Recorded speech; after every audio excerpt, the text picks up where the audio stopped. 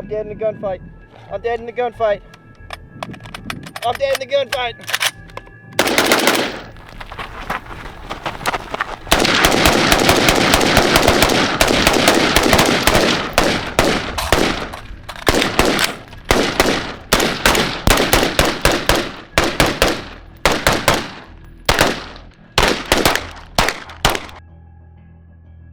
How's it going, guys? Welcome back to CloneorDie. This is Clay. I'm Jack. And this is our channel. Right now, today, we just want to kind of talk about, you know, the very basic outline of what a clone is and really the reasoning for our channel. What we've noticed is that cloning rifles like this one right here has long been a staple of the gun community. And typically, cloning kit from history is kind of a facet of either the collector or the airsoft community, and the two don't really ever intermingle. And so through the creation of this channel, both I and Jack are longtime airsofters, big time collectors, and gun guys. So we figured why not merge kind of the three, history, airsoft kits, and guns together to make this channel.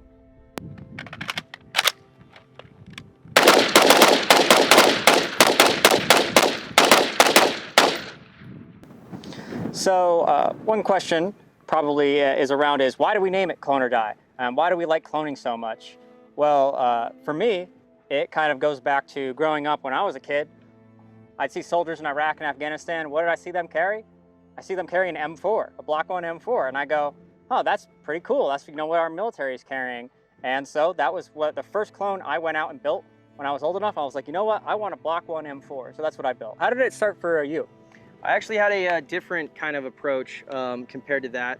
While I did grow up watching the Iraq and Afghan wars kind of unfold on TV, and I was inspired by that to build what I thought was the cool guy guns, you know, I started in a hunting background from a hunting family.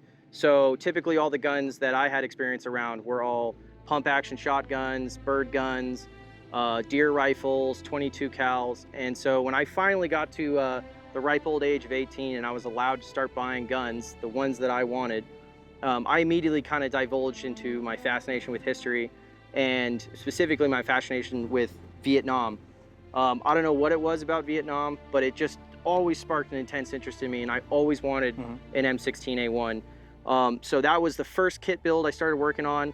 Yeah, it really just started from reading history books, watching history unfold on TV through conflict, and being fascinated. My dad. Exactly the same as you. First gun he builds as a clone, M16A1. What did he see as a kid growing up on TV in Vietnam? M16A1s. Yeah, I mean, and throughout the years, as I've been doing this, you know, I got into airsoft before I even got into building guns, and I was a casual player. I would wear, you know, budget bin equipment and use mediocre quality airsoft guns, and that's really kind of what got me into the kit aspect of it. And from that, not only the kit for airsoft was interesting, now I wanted the gun. So I started building a Block 1 M4, or I started building, you know, retro style ARs. It really just branches off from interest in history and kind of just seeing what I thought was cool stuff on military magazines, military publications, all sorts of stuff like that. I wouldn't say branches off, I would say more spirals out of control. Spirals out of control is a very good way to describe the cloning route. I mean, you could do any of the sort of clone builds. You could do casual, you know, piece by piece, part by part, you know, over a decade, or you could go full autismo and just spend the money for the exact clone correct parts that instant, that moment, which some people do, or you can play the long, obsessed, patient waiting game, which I respect those guys. To build an all Colt A1 is pretty damn cool. As far as cloning goes, sometimes the journey is most of the excitement. Yeah. I love this gun. This is my favorite gun to take to the range. If I'm gonna go just plink and shoot a regular AR, I usually reach for this out of my safe. It is by far one of my most enjoyable and simple AR-15s that I own. But I mean, you can really see where our tastes lie here. This is his favorite gun in the world, and this is my favorite gun in the world, as far as a military clone goes. I mean, it's pretty cool. It's pretty cool. Pretty damn cool, but I don't know, all that flash and stuff, like, I have the desire but you're looking at probably double the cost, maybe even triple of what I paid for this thing to have simple range fun, you know, plinking, shooting at the range. This is a nice light rifle. I can't say that about this. No HK416 is light. Yeah, if you have a light HK416, you don't have an HK416. But if you are truly like me and you like the simple things in life, the origin story of the AR-15, cloning is a fun hobby to do. And like I said, it's the journey sometimes and not the destination. And then, you know, combining that with the actual equipment used during that time period, so you get the aesthetic of both your rifle as well as what somebody in that time period how they would have used it. You get an understanding. It's pretty cool. When you have that whole system together, it really allows you to appreciate kind of the historical time frame and the experiences of those who went through, let's say, Vietnam, or if you're building an 80s kit, you know, the Fold the Gap kind of defensive experiment, or all the way up to our recent history of, you know, the Iraq War or the Afghan War, which I watched growing up as a kid every day on CNN, you know, war updates, Battle of Fallujah, whatever.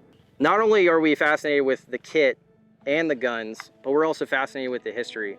And like I said before, through wearing that kit and shooting that gun and possibly doing both at the same time, you can really get an appreciation for kind of the soldier's experience of times past, whether it be 5 years ago or 65 years ago. It's just an enjoyable experience, and it's been something that I've been fascinated with since I was a young guy. Really the only crossroads between gun culture and kind of, I wouldn't call it LARPing, but I mean, that's kind of the reenactment. Is reenactment. That was where the gun culture and the cloning, or the kind of obsessive collection culture, kind of merged. And now you're seeing that change. Now that's an airsoft.